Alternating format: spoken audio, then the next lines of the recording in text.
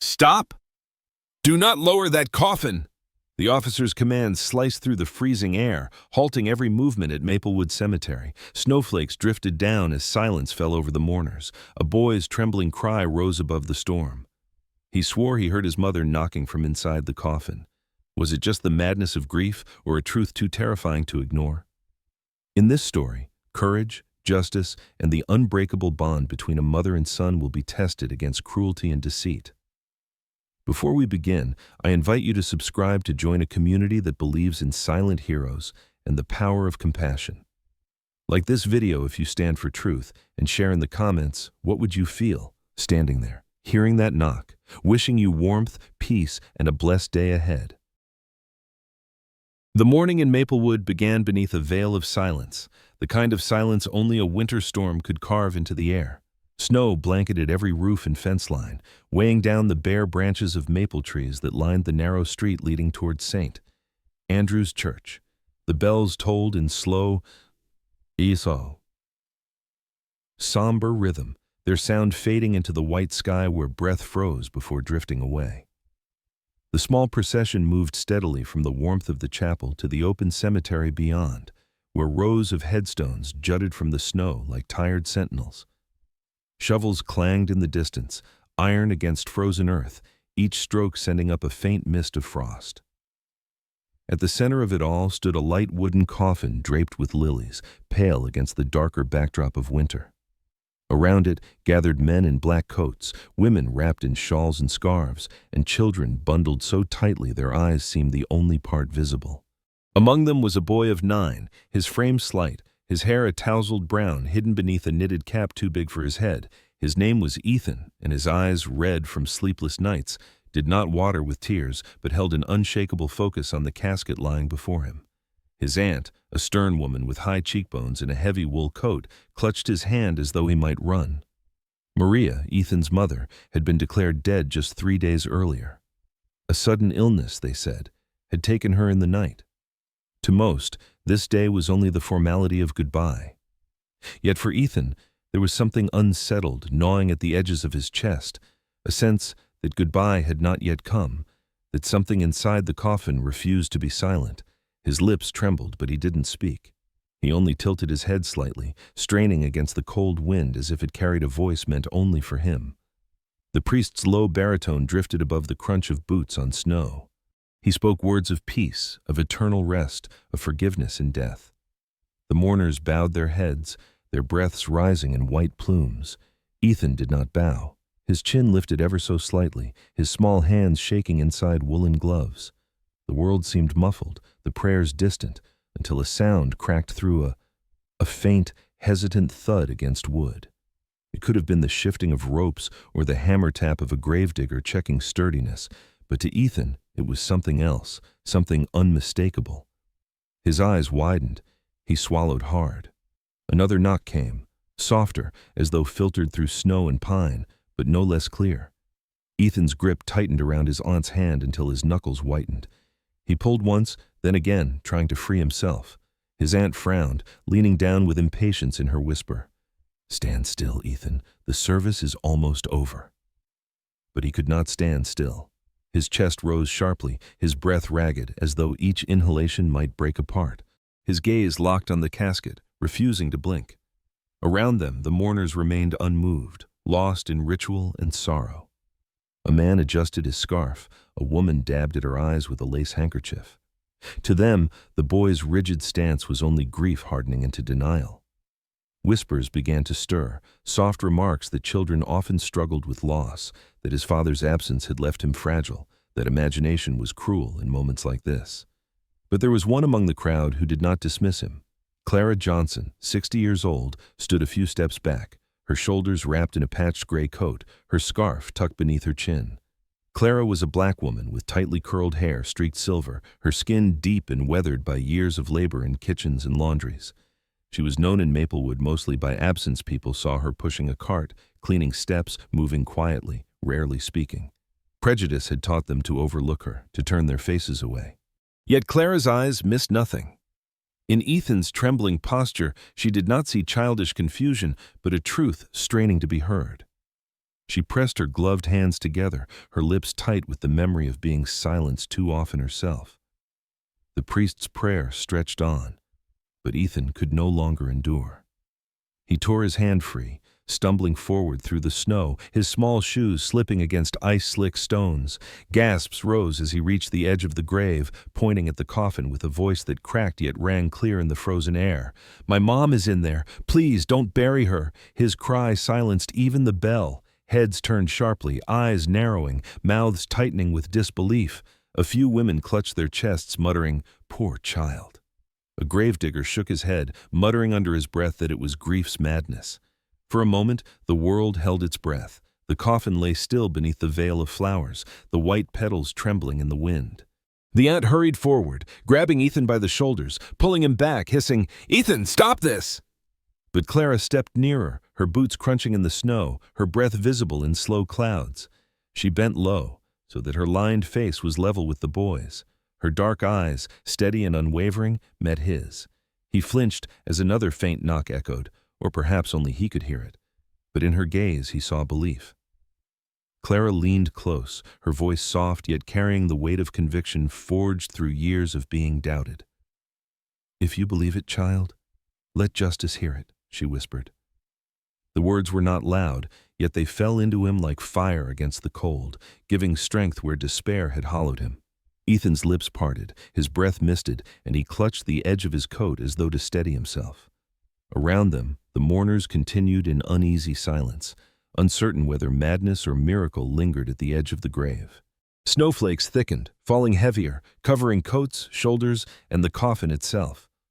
The wind swept across the cemetery, rattling bare branches, carrying with it the faintest sound that only the boy seemed willing to claim as real. Clara stood beside him now, not pushing, not pulling, only a silent figure of support. In that moment, the two most overlooked souls in Maplewood, a child dismissed as grieving, and a woman dismissed as invisible, stood together against the weight of disbelief. And in their stillness, something shifted, as though the winter air itself leaned closer to listen. The snow fell heavier, as if the sky itself wanted to smother every sound that dared to rise from the cemetery. The mourners shifted uneasily, pulling coats tighter against their bodies, while the wind cut sharper through the rows of headstones.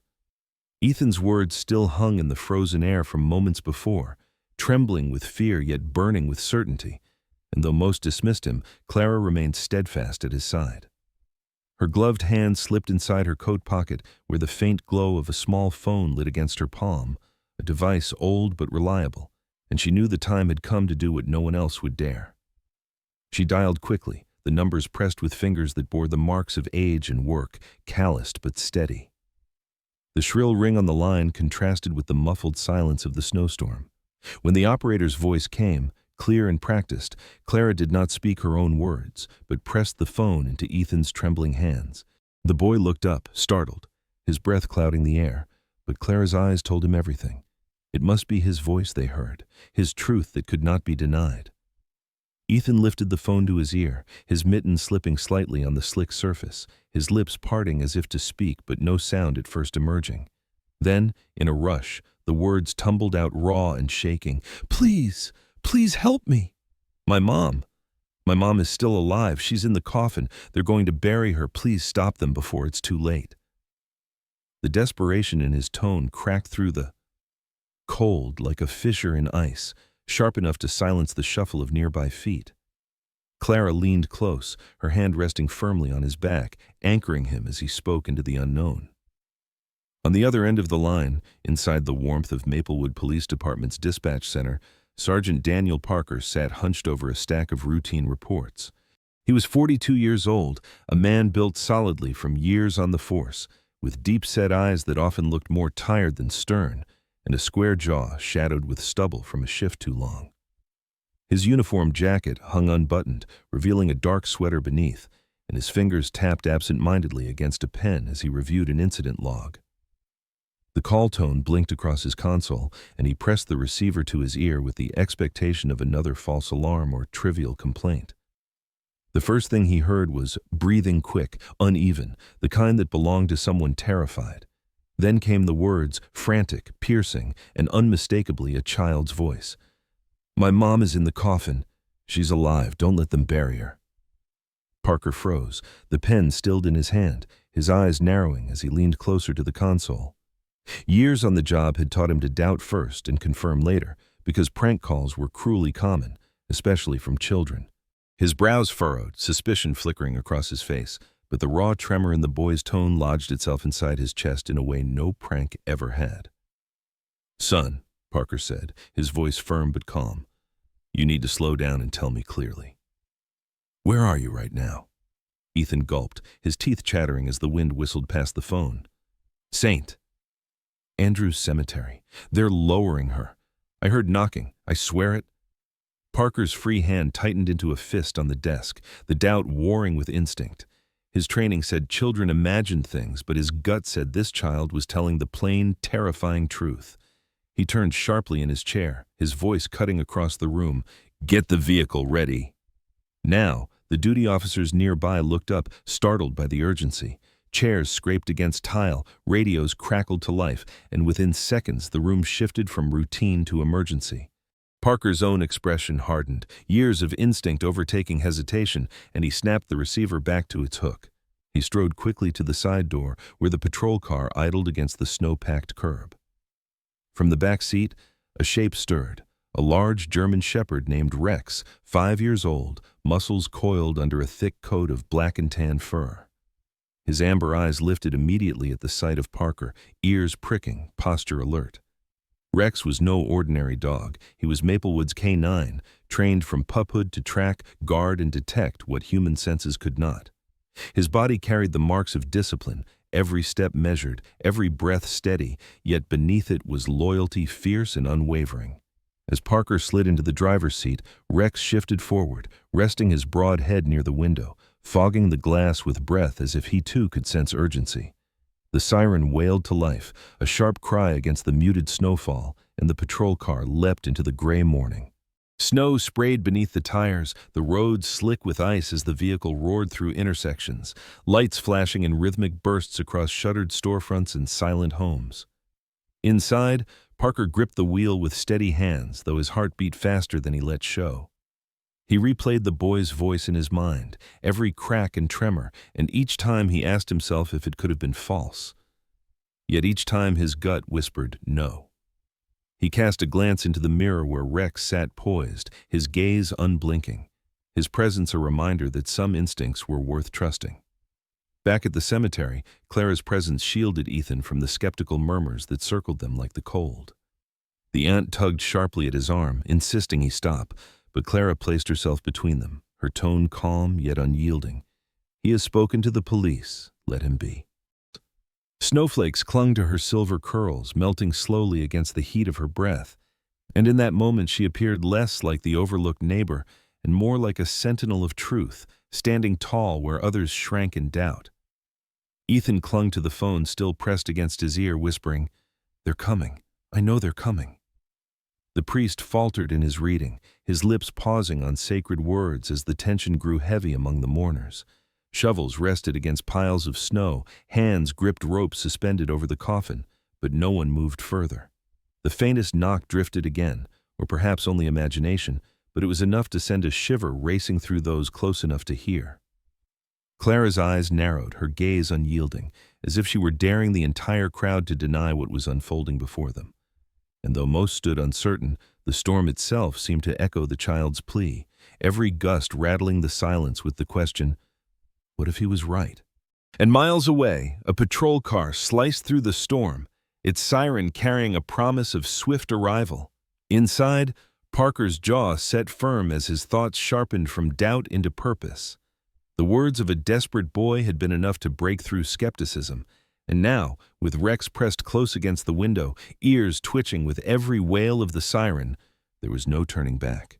In the midst of snow and disbelief, the race against time had begun. The storm had thickened into a curtain of white by the time flashing red and blue lights cut their way through the snowfall. Tires screeched against the frozen road, sending up a spray of slush as the patrol car skidded to a stop at the wrought iron gates of Maplewood Cemetery. For a moment, the crowd inside froze, their black coats and dark scarves standing stark against the pale drifts of snow, as though the entire burial had been carved into a painting suddenly torn open by the siren's cry. The glow of police lights spilled across the white ground, scattering across headstones like restless spirits. Sergeant Parker stepped out first, his heavy boots sinking deep into the snow, the cold air steaming from his breath as he pulled his collar tight around his neck. His eyes swept the gathering, sharp and measured, scanning the bowed heads and startled faces of mourners who had halted mid-ritual.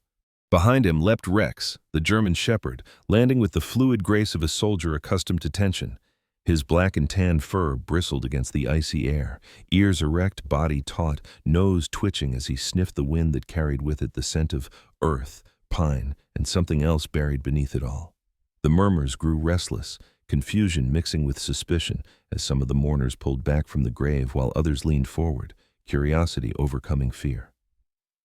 The priest, his robes dusted with snowflakes, stepped aside uncertainly, his prayer book trembling in gloved hands. Two gravediggers holding the ropes that had been tied to the coffin lid glanced at each other nervously, unsure whether to continue or to stop. At the edge of the crowd stood Ethan, his eyes wide, his lips parted with hope so fierce it looked almost painful. And beside him, Clara's presence loomed steady, her arm around the boy's shoulders as though shielding him from the tide of disbelief. Parker approached the open pit where the coffin lay suspended just above the grave, the ropes creaking with weight, the lilies atop its lid already crusted with snow. Rex moved ahead of him, nose low to the ground, sniffing with purposeful intensity. The dog circled the coffin once, his nails clicking faintly against the frozen wood of the lowering boards. And then he stopped abruptly, muscles stiffening. His ears flicked forward, his nostrils flared, and in a sudden burst he barked sharply, the sound exploding against the silence. He lowered his head and pressed his snout directly to the seam of the coffin, growling deep before pawing furiously at the edge of the lid, scratching and scraping as though demanding entry. Gasps broke through the crowd like cracks in ice. Women covered their mouths, men exchanged alarmed looks, and the priest stumbled back a step, clutching his book tighter. Rex barked again, louder, fiercer, his claws raking the wood in frantic urgency. The gravediggers froze, ropes slack in their hands, their eyes darting to Parker for instruction. Clara's grip on Ethan's shoulders tightened, and for the first time her eyes shone with a light that defied every shadow of doubt. She whispered into his ear, steady and certain, "You were right, child. You were right." Parker moved closer, dropping to one knee beside the coffin, his face inches from the lid as the storm swirled around him. He placed his hand flat against the cold wood, pressing his ear down until the chill seeped through his skin. For a moment there was nothing, only the roar of the wind and the beat of his own heart. But then faint, muffled, unmistakable, came three deliberate knocks, weak yet insistent, like a voice trying to claw through silence itself. Parker's jaw clenched, the blood rushing in his ears, and he jerked upright, eyes blazing. "Stop!" his command rang out, booming against the cemetery walls. "Do not lower that coffin!" His voice cracked with authority, slicing through the confusion, freezing every hand in mid-motion. The priest staggered to the side, his lips parting without sound. The gravediggers dropped the ropes entirely, stepping back as though the coffin itself had turned into something alive and terrifying. The murmurs swelled into shouts, disbelief colliding with fear, but none dared move closer. Ethan gasped, his knees buckling as relief surged through him, and Clara held him upright, pulling him close against her side. Snow swirled into her silver curls, and in that storm her gaze lifted skyward before settling back on the boy's face.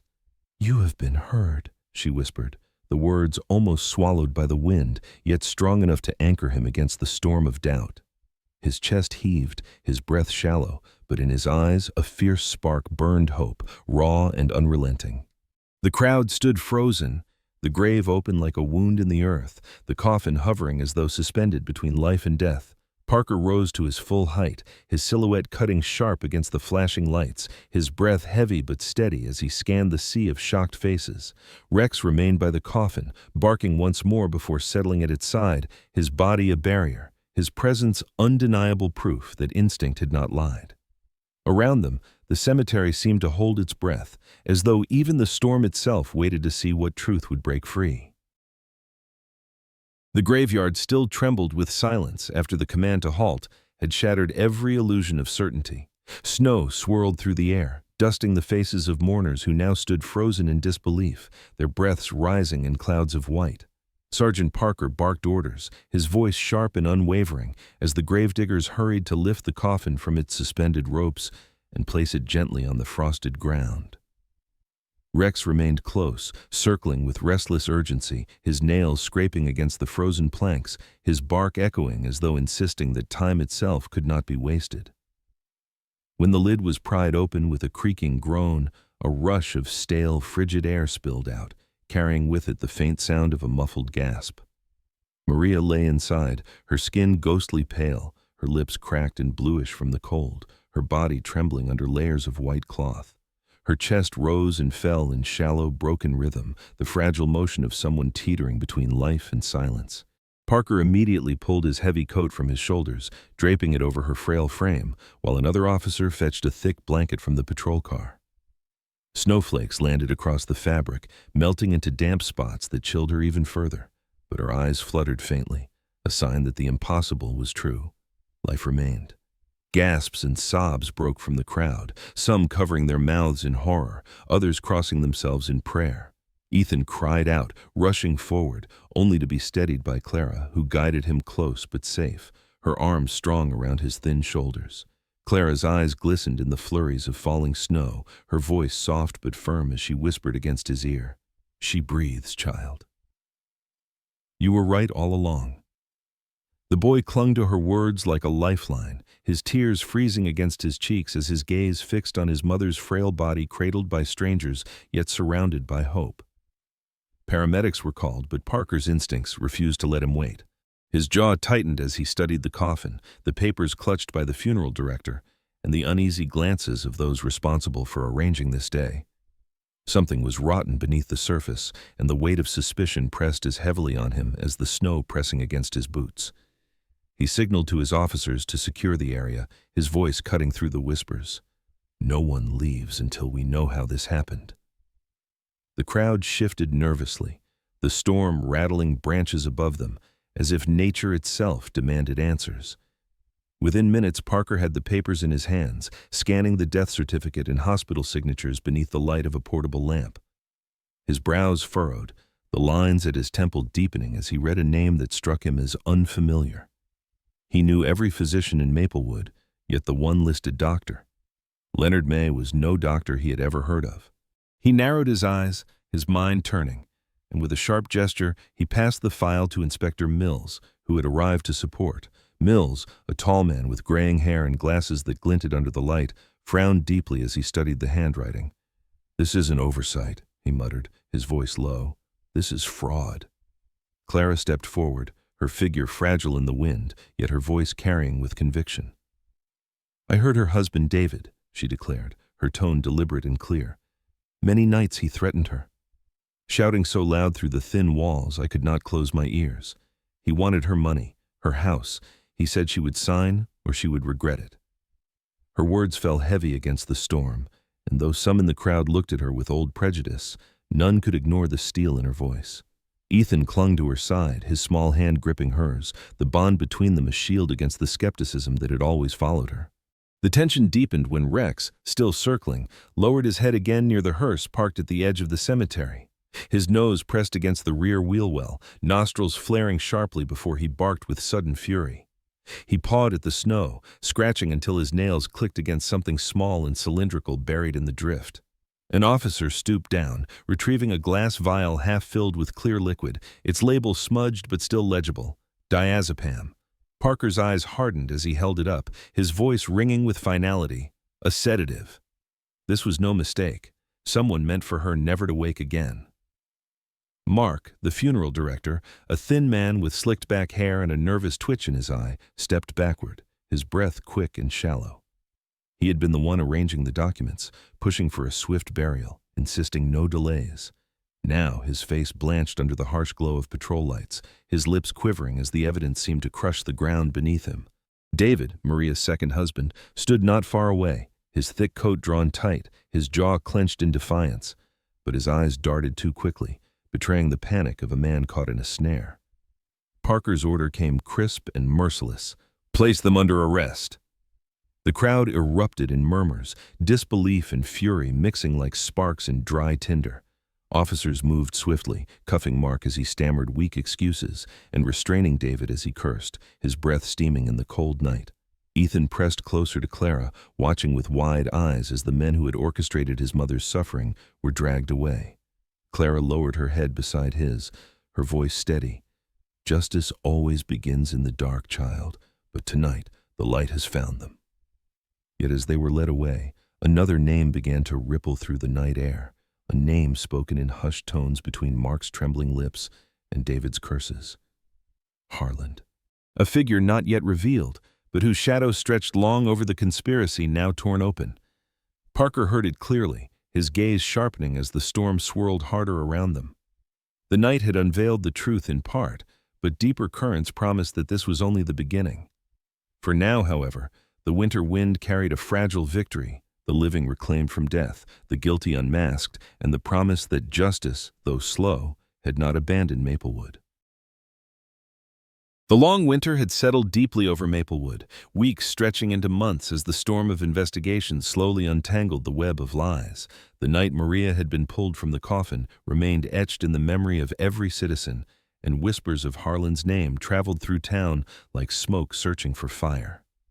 Arrests had been made, testimonies collected, evidence laid bare, and with each passing day, the shadows thinned until the courtroom became the stage where the truth would finally be carved into stone. On one particularly cold morning, the courthouse doors opened against the falling snow, and inside the warmth of polished wood and heated lamps awaited the verdict of a community long in doubt. The courtroom itself was a chamber of weight, the wooden benches polished by decades of trials, the flag of the United States draped behind the judge's bench, and the quiet hush of anticipation pressing against every wall. Snow fell steadily outside the tall windows, each flake melting slowly against the glass before sliding down like fleeting tears. In the front sat the jury, 12 men and women bundled in sweaters and coats, faces solemn, eyes narrowed with the gravity of the task that had consumed them for weeks. Their deliberations had been long, their arguments sharp, but their conclusion had been unanimous, and now the entire town awaited their voice. David stood in the defendant's box, his once proud posture sagging under the weight of chains at his wrists, his eyes hollow, his face sallow from nights without rest. Mark sat beside him, thinner than before, his slick hair now unkempt, his lips pressed into a nervous line as his fingers twitched uncontrollably against the table. Harland, tall with streaks of gray in his hair and a scar etched across his wrist, kept his head low, his expression one of defiance that barely concealed the tremor at the corner of his jaw. All three looked diminished, shadows of the men who had once conspired to bury truth beneath earth and snow. Across the aisle sat Maria, her hair neatly tied back, her skin still pale but carrying a glow of resilience. A wool shawl rested on her shoulders, and her hands clutched Ethan's small fingers tightly as though he were the anchor that had carried her across the storm. Ethan, dressed in a simple sweater and jacket, his brown hair combed carefully by his mother that morning, sat straight and serious, far beyond his 9 years, his eyes locked on the men who had nearly taken her from him. Beside them in the benches sat Clara, her patched coat replaced with a borrowed Sunday dress, her silver curls catching the light from the high windows. She sat quietly, her gaze firm, the invisible strength of one who knew what it meant to wait for justice. When the foreman of the jury stood, silence deepened into something sacred. He cleared his throat, the sound carrying like a drumbeat in the hushed room, and with steady voice delivered the verdict. When the jury find the defendants guilty of conspiracy to commit murder, fraud, and human trafficking, we sentence David Carter, Mark Stevens, and Harland Pierce each to 25 years in federal prison. The words struck like thunder, sharp and final, and the chamber erupted with the sighs and gasps of release. Some wept, others clasped their hands in prayer, and the judge's gavel hammered thrice, echoing through the warm wood like the closing of a chapter too long delayed. David collapsed into his chair, his eyes burning with fury but his body weak with defeat. Mark buried his face in his hands, his shoulders quaking, while Harlan stared blankly ahead, his jaw clenched, his eyes dark with a hatred that no longer had teeth. Officers moved quickly, binding them tighter, preparing them for transport. Across the aisle, Maria pressed her forehead to Ethan's, tears spilling silently down her cheeks, the boy whispering to her with a voice both tender and unyielding. "We made it, Mama. They can't hurt you anymore." Clara's lips curled into a small, triumphant smile, the warmth of her belief radiating without a word. The weeks that followed brought healing instead of fear. Maria's strength returned slowly, her cheeks regaining color, her steps surer with each day. The house that had once been a place of terror was sold, and with the help of community donations and Parker's quiet advocacy, a modest cottage on the edge of town was prepared for her and Ethan. The snow melted in patches, streams of water carving paths along fences, and the first buds of spring dared to rise against the cold. For the first time in months, Ethan laughed freely, his voice carrying across the porch as he played with neighbors' children, his mother watching with a smile that seemed to chase the shadows away. One morning, the sun broke through the clouds after weeks of gray, painting the snow with gold until it glittered like a field of diamonds. On the porch of the new home, a small gathering stood. Sergeant Parker, in his uniform pressed and neat, stepped forward with a wooden box in his hands, his breath forming faint clouds in the crisp air. At his side, Rex sat obediently, his amber eyes calm, his tail thumping lightly against the porch as though he sensed the importance of the moment. Clara stood behind Maria and Ethan, her hands folded, her face lifted toward the light, silent but present as always. Parker knelt to Ethan's height, opening the box to reveal a silver badge engraved with the words, "Honorary Police." He held it out, his voice steady. "Not everyone has the courage to do what you did, Ethan. You spoke when no one believed. You held to the truth when the world called you a child. Take this, not as a toy, but as a reminder that courage and justice are never wasted." Ethan took the badge with both hands, his lips pressed tight, his eyes shimmering with pride and solemnity beyond his years. He looked first at his mother, then at Clara, and finally at Rex, who tilted his head with gentle approval. The moment was simple yet monumental. Maria stood behind her son, her hands resting on his shoulders, her smile radiant against the lingering cold. Clara's quiet nod spoke volumes, her presence a reminder that those deemed invisible often carried the greatest strength. Rex, loyal and steady, wagged his tail, his gaze sweeping the yard as though guarding them still. And Parker, straightening to his full height, cast a look across them all, the pride in his eyes mingling with the relief that justice had found its way. As the sunlight warmed the porch and the last snow began to melt into soft streams across the earth, the image was seared into memory. A mother reclaimed, a child honored, a neighbor vindicated, and a dog faithful in silence.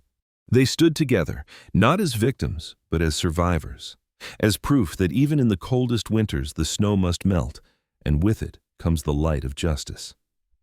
And in that moment, Maplewood was no longer only a town haunted by what nearly was lost, but a community bound by what had been saved. In the end, this story reminds us that even when society looks down on someone, the truth cannot be silenced. Those who are overlooked can rise above prejudice and become the very heroes that change lives. It also shows us the unbreakable bond of a mother and child, a love so strong that it can survive even the darkest winter. And it proves that justice, though it may come slowly, will always find its way. If this story touched your heart, I invite you to share it with others, leave a comment about what you are thinking right now, and subscribe to join a community that believes in courage, compassion, and truth. May God bless you and your family with peace, strength, and protection, just as He blessed the lives in this story.